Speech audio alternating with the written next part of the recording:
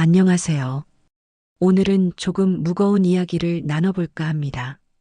바로 노년의 남성들이 왜 여성을 찾는지 그 이유에 대한 진실이죠. 많은 분들이 노년의 외로움을 느끼십니다. 자녀들은 독립했고 배우자와는 사별하거나 이혼한 경우가 많습니다. 그래서 누군가를 만나고 싶어 하죠. 하지만 그 관계 속에 숨어 있는 위험한 함정이 있습니다. 오늘 이 이야기를 들으시면 외로움보다 더 무서운 게 잘못된 인연이라는 걸 아시게 될 겁니다. 지금부터 실제 사례를 통해 이 문제를 파헤쳐 보겠습니다. 67세 소원 씨의 이야기부터 시작하겠습니다. 소원 씨는 남편과 사별한 지 5년이 지난 후였어요. 혼자 사는 게 익숙해졌지만 가끔은 외로웠죠. 그러던 중 노래 동호회에서 77세 김영철 씨를 만났습니다. 영철 씨는 첫인상부터 달랐어요. 또래 남성들과 달리 젊은 말투를 쓰고 문화생활을 즐겼습니다. 콘서트 이야기를 하고 최근에 본 영화에 대해 이야기했죠. 소원 씨에게 그 모든 게 매력적으로 다가왔습니다. 두 사람은 자연스럽게 가까워졌어요. 함께 콘서트를 보러 갔고 주말마다 근교로 여행을 다녔습니다. 영철 씨는 항상 웃으며 소원 씨를 배려하는 것처럼 보였어요. 식당에서 먼저 의자를 빼주고 가방을 들어줬죠. 소원 씨는 생각했습니다. 늦게라도 진짜 동반자를 만났다고요. 주변 사람들도 두 사람을 보며 부러워했어요. 나이 들어서 이렇게 좋은 인연을 만나다니 참 복이 많다고 했죠. 6개월 정도 만남을 이어가던 어느 날 영철 씨가 결혼을 제안했습니다. 소원 씨는 깜짝 놀랐지만 동시에 설레기도 했어요. 이 나이에 다시 결혼이라니. 하지만 영철 씨의 진심 어린 눈빛을 보니 거절할 수 없었습니다. 소원 씨는 자녀들과 상의했어요.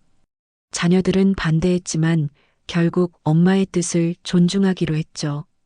그렇게 두 사람은 결혼식을 올렸습니다. 작은 웨딩홀에서 가족들만 모인 조촐한 결혼식이었어요. 소원 씨는 그날이 인생에서 가장 행복한 날이라고 생각했습니다. 하지만 그 행복은 정말 오래가지 않았어요.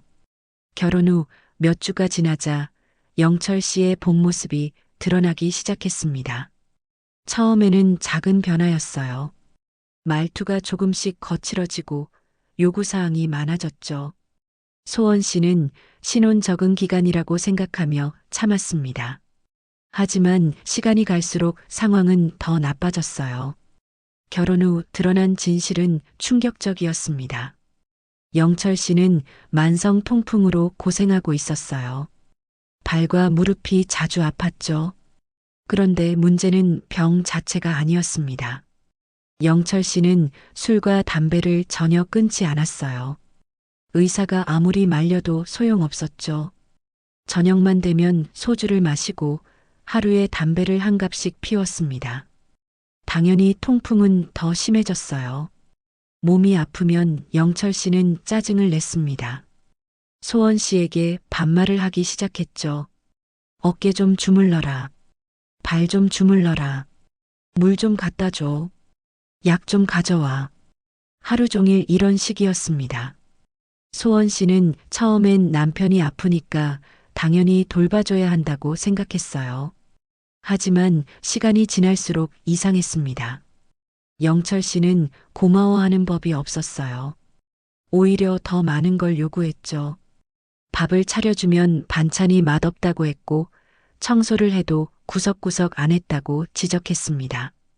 빨래는 매일 해야 했고 옷은 항상 다려놔야 했어요. 소원 씨가 지쳐서 쉬고 있으면 영철 씨는 뭐 하냐고 물었습니다. 놀고 있을 시간이 어디 있냐는 투였죠. 그러다 어느 날 영철 씨가 욕설까지 하기 시작했어요. 소원 씨가 약을 늦게 가져다 줬다는 이유였습니다. 소원 씨는 그때 깨달았어요. 결혼 전 영철 씨가 했던 칭찬들, 당신 참 깔끔하시네요. 당신 참 부지런하시네요. 그 말들의 진짜 의미를요. 그건 칭찬이 아니었습니다. 시중 잘 들라는 신호였던 거죠. 소원 씨는 결국 간병인이 되어 있었어요. 아니, 간병인보다 못했습니다. 간병인은 돈이라도 받잖아요. 소원 씨는 돈을 쓰면서 병수발을 들고 있었으니까요. 가사 도우미 역할도 했습니다. 청소, 빨래, 요리 모두 소원 씨의 몫이었어요. 영철 씨는 손가락 하나 까딱하지 않았습니다. 소원 씨는 자신이 무엇과 결혼한 건지 의문이 들었어요. 사람과 결혼한 게 아니라 의무와 결혼한 것 같았죠. 상황은 더 나빠졌습니다. 영철 씨에게는 빚이 있었어요. 카드빚과 대출금이었죠. 결혼 전에는 그런 이야기를 전혀 하지 않았습니다. 하지만 결혼 후 조금씩 드러나기 시작했어요. 처음엔 생활비가 부족하다며 돈을 요구했습니다. 소원 씨는 부부니까 당연하다고 생각하며 돈을 냈어요. 한 달, 두 달 지나자 영철 씨의 요구는 더 커졌습니다. 병원비가 필요하다고 했고 약값이 비싸다고 했어요. 소원 씨는 의심 없이 돈을 댔죠. 그런데 이상한 점이 있었습니다. 영철 씨는 자신의 통장 내역은 절대 보여주지 않았어요. 소원 씨가 물어보면 화를 냈죠. 부부 사이에 뭘 그렇게 따지느냐고요. 소원 씨는 그냥 넘어갔습니다. 하지만 몇 달 후 더 충격적인 사실을 알게 됐어요. 영철 씨가 소원 씨의 저축 통장까지 알아내려고 한 거예요. 은행에서 돈을 인출할 때 비밀번호를 물었고 통장이 몇 개나 있는지 물었습니다. 소원 씨는 그제야 뭔가 잘못됐다는 걸 느꼈어요. 영철 씨는 허영심도 많았습니다. 친구들 앞에서 좋은 차를 몰고 싶어 했고 비싼 식당에서 밥을 사주고 싶어 했어요. 물론 그 돈은 모두 소원 씨의 돈이었죠. 소원 씨는 자신이 남편의 ATM기가 된 것 같았습니다. 더 황당한 건 영철 씨가 자기 자녀들에게도 돈을 보내고 있었다는 거예요. 그것도 소원 씨의 돈으로요.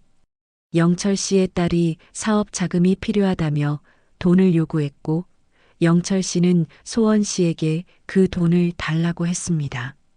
소원 씨가 거절하자 영철 씨는 며칠 동안 말을 하지 않았어요. 냉전이었죠. 결국 소원 씨는 돈을 줄 수밖에 없었습니다. 그렇게 소원 씨는 남편의 가족까지 부양하는 처지가 됐어요. 사랑은커녕 완전히 이용당하는 관계였습니다. 소원 씨는 매일 울었어요. 어떻게 이런 일이 생긴 건지, 어디서부터 잘못된 건지 알 수가 없었죠. 소원 씨의 사례는 특별한 게 아닙니다. 비슷한 일을 겪는 여성들이 정말 많아요. 70세 이상의 남성 중 일부는 연애가 아니라 결혼을 강하게 원합니다. 왜 그럴까요? 그들은 누군가가 자신을 돌봐주길 바라기 때문이죠. 혼자 살기가 힘들다는 겁니다. 밥을 제대로 못 차려 먹고 집안일도 제대로 못해요. 빨래는 어떻게 하는지 모르고 청소도 귀찮아합니다. 병원에 가려면 누군가 동행해줘야 하고 약도 누가 챙겨줘야 안심이에요. 이런 남성들은 사랑이 필요한 게 아닙니다. 간병과 관리가 필요한 거죠. 그런데 더 큰 문제가 있어요. 그들은 돌봄을 받는 것엔 익숙하지만 돌봄을 주는 법은 모릅니다. 평생 누군가에게 받기만 했던 사람들이에요. 어머니가 해주고 아내가 해줬죠. 그래서 그들에게 배우자는 보살핌을 주는 존재가 아니라 받는 존재입니다.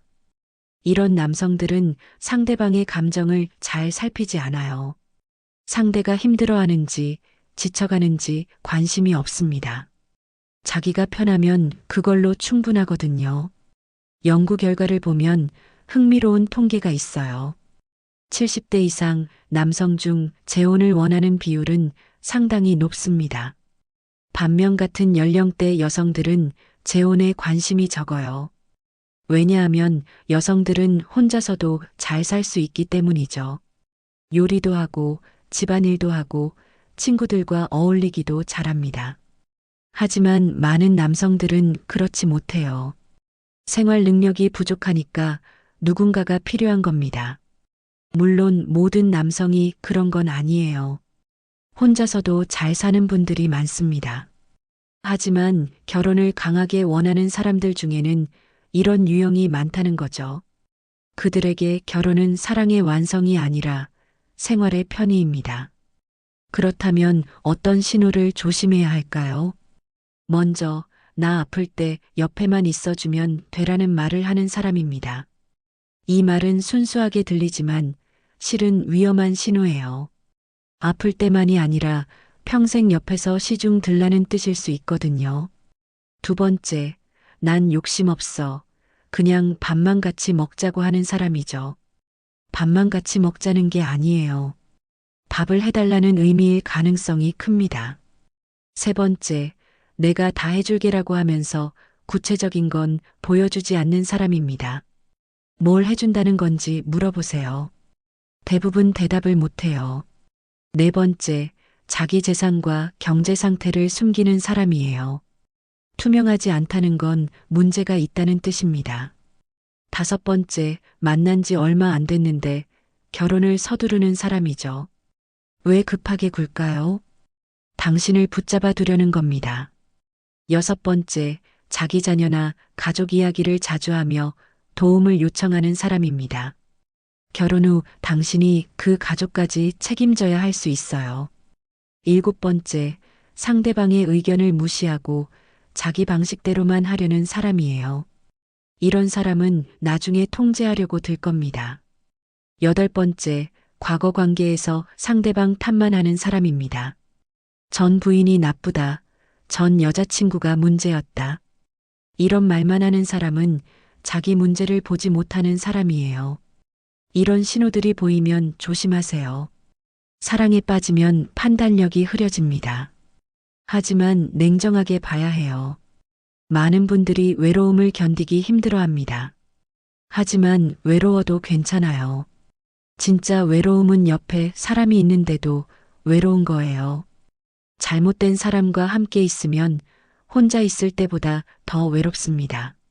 차라리 혼자 있는 게 나아요. 그럼 어떻게 혼자서도 행복해질 수 있을까요? 첫째, 작은 일이라도 스스로 해내는 즐거움을 찾으세요. 오늘 저녁을 내가 만들었다. 방을 깨끗하게 정리했다. 이런 작은 성취감이 쌓이면 자존감이 올라갑니다. 둘째, 취미를 가지세요. 그림 그리기, 노래 부르기, 산책하기 뭐든 좋아요. 내가 좋아하는 일을 하는 시간이 필요합니다. 셋째, 봉사활동을 해보세요. 다른 사람을 돕는 일은 나에게도 큰 보람을 줍니다. 넷째, 배움을 멈추지 마세요. 새로운 걸 배우면 뇌도 활성화되고 삶도 풍요로워집니다. 다섯째, 친구들과 자주 만나세요. 좋은 친구들과의 시간은 어떤 연애보다 소중할 수 있어요. 여섯째, 내 돈을 직접 관리하세요. 경제적 독립은 정신적 독립과 연결됩니다. 일곱째, 건강을 챙기세요. 규칙적으로 운동하고 건강검진 받고 약도 잘 챙겨 드세요. 건강해야 독립적으로 살 수 있어요. 여덟째, 하루 일과를 만드세요. 아침에 일어나서 저녁에 자기까지 나만의 루틴을 만들면 하루가 의미 있어집니다. 누군가에게 의지하지 않아도 당당히 빛나는 노년이 가능해요. 혼자라는 게 외로운 게 아니라 자유로운 거라고 생각을 바꿔보세요. 만약 지금 누군가와 관계를 맺고 있다면 자신에게 이 질문을 해보세요. 나는 지금 사랑받고 있는가 아니면 돌봐주고만 있는가? 이 질문에 솔직히 답해보세요. 상대방이 나에게 관심을 갖고 있나요? 내 감정을 물어보나요? 내가 힘들 때 위로해주나요? 아니면 자기 이야기만 하고 자기 필요만 채우나요? 사랑은 서로 주고받는 겁니다. 한쪽만 주면 그건 사랑이 아니에요. 착취죠. 또 이런 질문도 해보세요. 이 사람과 함께 있으면 행복한가, 아니면 지치는가. 행복한 관계는 에너지를 줍니다. 함께 있으면 기분이 좋아지고 웃음이 나오죠. 하지만 지치는 관계는 에너지를 빼앗아 갑니다. 만날 때마다 피곤하고 집에 돌아오면 한숨이 나와요. 그게 관계의 진실입니다. 마지막으로 이것도 물어보세요. 이 사람은 나를 존중하는가? 존중 없는 관계는 오래 갈 수 없어요. 상대방이 나를 함부로 대하거나 무시하거나 통제하려고 든다면 그건 사랑이 아닙니다. 이 질문들에 대한 답이 부정적이라면 관계를 다시 생각해 봐야 해요. 나이가 많다고 참고 살 필요 없습니다. 오히려 남은 시간이 소중하니까 더 신중하게 선택해야죠. 오늘 이야기를 정리하겠습니다. 노년의 사랑은 아름다운 일이에요. 서로를 이해하고 존중하며 함께 늙어가는 것, 그보다 좋은 게 어디 있겠어요. 하지만 현실을 잊은 사랑은 위험합니다. 상대방을 제대로 보지 못하고 감정에만 휩쓸리면 큰 상처를 입어요. 사랑은 서로 주고받는 겁니다. 한 사람만 주는 관계는 사랑이 아니라 희생이죠. 그리고 희생은 오래가지 않아요. 언젠가는 무너집니다. 누군가에게 이용당하지 않으려면 내 삶의 중심을 나 자신에게 두세요. 다른 사람이 내 삶의 중심이 되면 안 돼요. 내가 내 삶의 주인이어야 합니다. 그래야 건강한 관계를 만들 수 있어요. 외로움이 두렵다고 아무나 받아들이지 마세요. 잘못된 인연은 외로움보다 더 고통스럽습니다. 혼자서도 충분히 행복할 수 있다는 걸 기억하세요. 내가 나를 사랑하면 혼자여도 괜찮아요. 오히려 그때 좋은 인연이 찾아오기도 합니다. 자존감 있고 독립적인 사람에게 좋은 사람이 끌리니까요. 오늘 영상이 도움이 되셨다면 좋아요와 구독 부탁드립니다. 여러분의 지혜로운 노년을 응원합니다. 감사합니다.